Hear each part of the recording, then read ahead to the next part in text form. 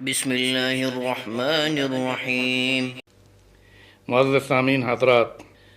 ليلۃ القدر کی راتوں میں سے آخری عشرے میں رسول اکرم صلی اللہ علیہ وسلم نے اس کا اہتمام فرمایا۔ ظاہر ہے کہ یہ مقدس راتیں جن میں معزز سامعین آپ میرے اس بیان کو ان حلقات میں سن رہے ہیں، یہ راتیں ایسی راتیں ہیں کہ جن کے بارے میں رسول اکرم صلی اللہ علیہ وسلم نے ارشاد فرمایا کہ حضرت انس رضی اللہ تعالیٰ عنہ کہتے ہیں کہ ایک مرتبہ رمضان المبارک کا مہینہ آیا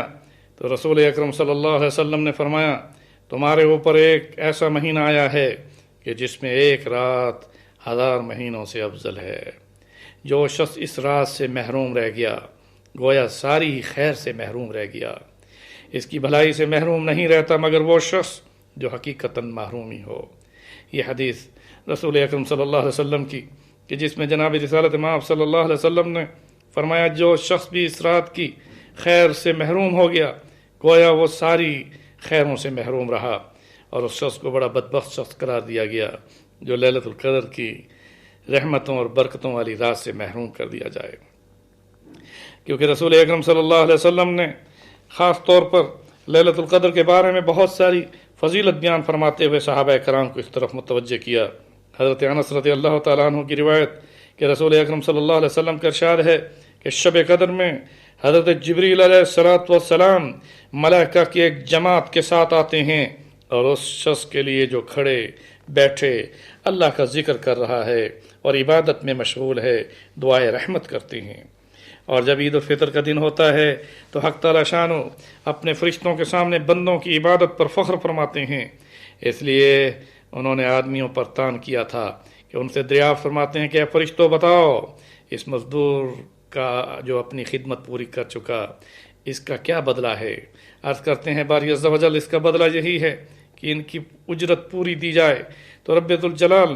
فرشتوں کو گواہ بنا کر یہ اپنی عظمت کی قسم کھا کر یہ اعلان فرماتے ہیں کہ میں نے ان لوگوں کی دعا کو قبول کیا اور ان کی مغفرت کا سرٹیفکیٹ ان کو دے دیا۔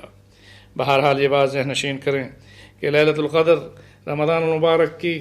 آخری عشرے کی طاق راتوں میں ہے، جس کے بارے میں رسول اکرم صلی اللہ علیہ وسلم نے بڑے اہتمام کے ساتھ امت کو عبادت کرنے کی طرف متوجہ کیا ہے۔ اس طرح سے شب قدر کی علامات کو بھی رسول اکرم صلی اللہ علیہ وسلم نے بیان فرمایا۔ حضرت ابی بن کعب رضی اللہ تعالیٰ عنہ سے کسی نے پوچھا کہ آپ کے دینی بھائی حضرت ابن مسعود کہتے ہیں کہ جو شخص تمام سال عبادت کے لیے شب بیداری کرے وہ شب قدر کو پالے گا۔ حضرت ابی بن کعب نے کہا اللہ تعالیٰ ابن مسعود پر رحم کرے، انہوں نے یہ بات اس بنا پر کہی کہ لوگ بھروسہ کر کے نہ بیٹھ جائیں، ورنہ تو جہاں تک حقیقت کا تعلق ہے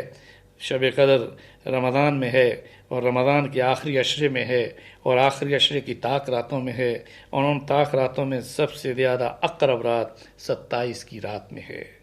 یہ حضرت ابی بن کعب رضی اللہ تعالیٰ عنہ کو فرمان اس طرح متوجہ کرتا ہے کہ آخری عشرے کی طاق راتیں اور ان میں لیلۃ القدر 27 کی رات اقرب راتوں میں سے ایک رات ہے۔ رسول اکرم صلی اللہ علیہ وسلم کے بارے میں کہ رمضان کے پہلے عشرے میں بھی اعتکاف کیا، پھر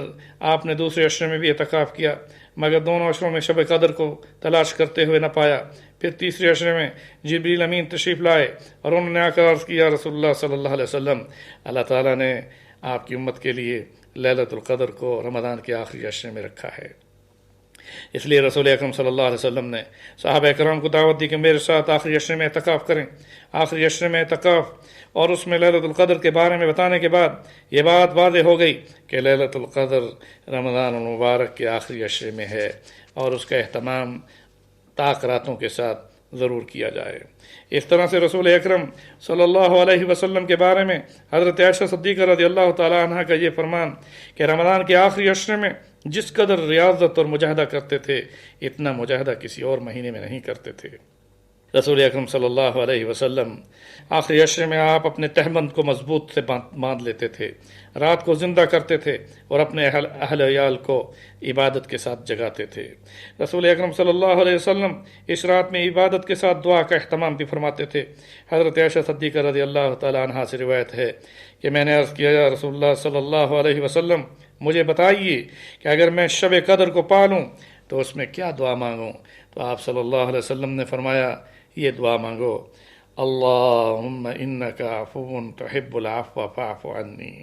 اب یہ دعا کہ جس میں رسول اکرم صلی اللہ علیہ وسلم نے حضرت عائشہ صدیقہ رضی اللہ تعالیٰ عنہ کو تعلیم دی، یہ امت کے لیے ایک عظیم تحفہ ہے کہ جس میں انسان رمضان کی آخری طاق راتوں میں خاص طور پر اس دعا کا ضرور اہتمام کرے، اللہم انک عفو تحب العفو فاعف عنا۔ اور اگر انفرادی دعا مانگ رہا ہے اللہم انک عفو تحب العفو فاعف عنی، بہرحال یہ دعا میں اللہ سے انسان کیا مانگتا ہے، اور دعا میں یہ کہتا ہے اے اللہ تو معاف کرنے والا ہے، معاف کرنے والوں کو پسند کرتا ہے، لہذا تو مجھے معاف فرما دے۔ اس دعا میں تمام خیر و بھلائی کی جامع دعا اس کے اندر موجود ہے۔ ظاہر ہے کہ جس میں اللہ کے رسول نے جس دعا کو لیلۃ القدر کے لیے اہتمام میں خاص کر دیا ہو وہ دعا کتنی افضل ہوگی۔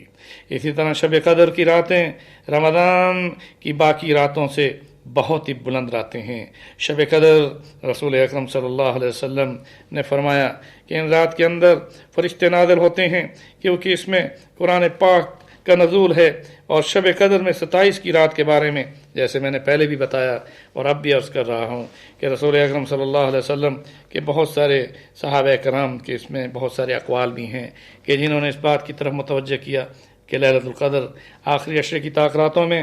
27 کی رات میں اقرب راتوں میں سے ہے۔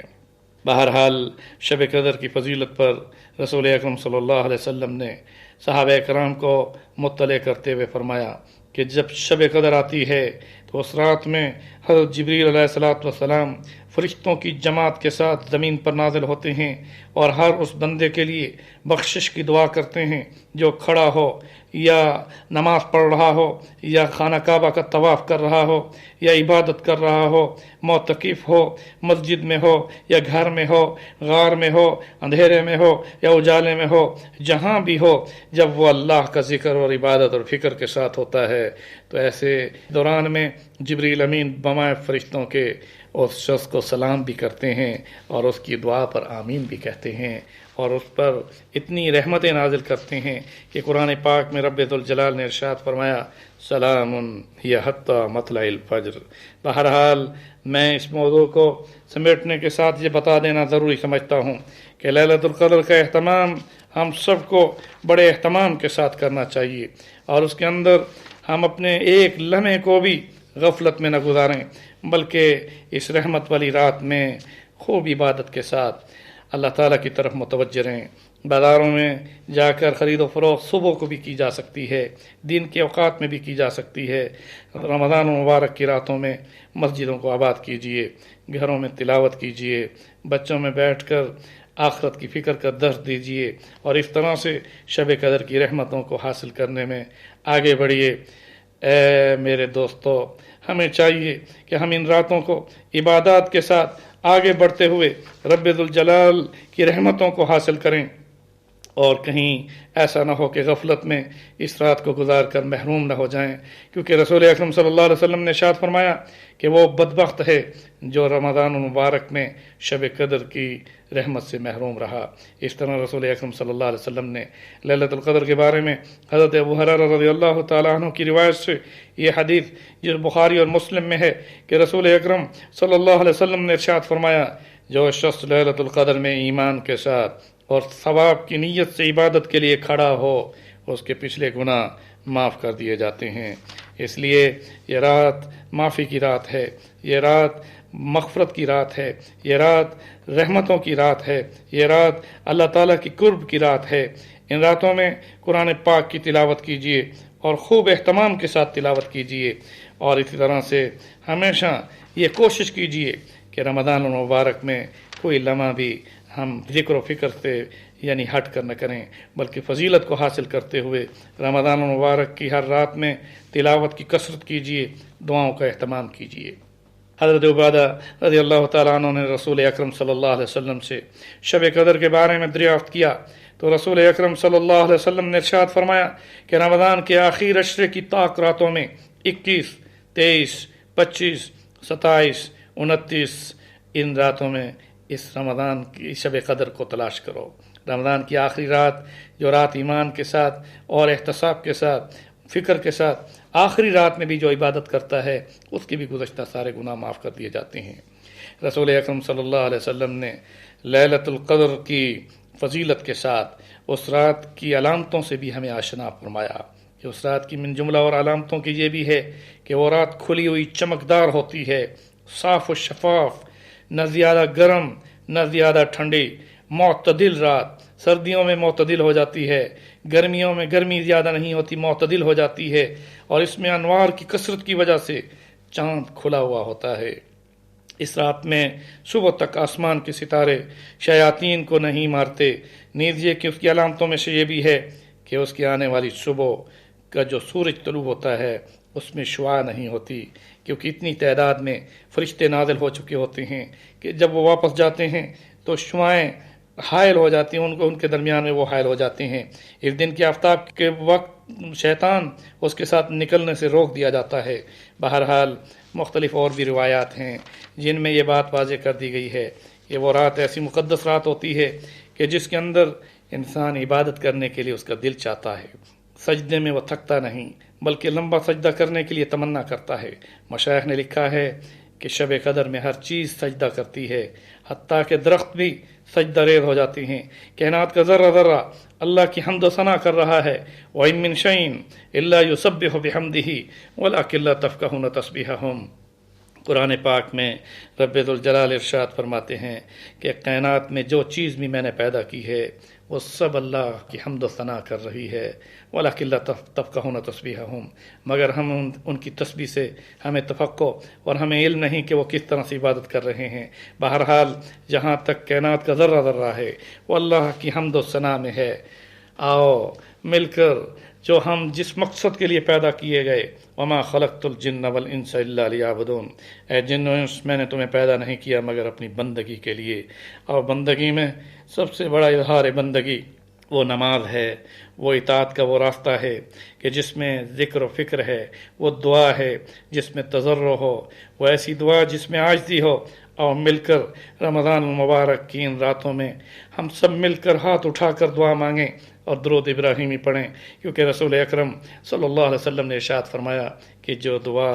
اللہ کی حمد و ثنا اور میرے اوپر درود و سلام کے ساتھ پڑھی جاتی ہے وہ قبول ہوتی ہے۔ اللہم صلی علی محمد وعلی آل محمد کما صلیت علی ابراہیم وعلی آل ابراہیم انک حمید مجید۔ اللہم بارک علی محمد وعلی آل محمد کما بارکت علی ابراہیم وعلی آل ابراہیم انک حمید مجید۔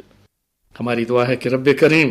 ہمارے روزوں کو قبول فرمائے، ہمارے قیام اللیل کو قبول فرمائے، ہماری دعاؤں کو قبول فرمائے، ہماری رمضان المبارک میں قرآن پاک کی تلاوت کو قبول فرمائے۔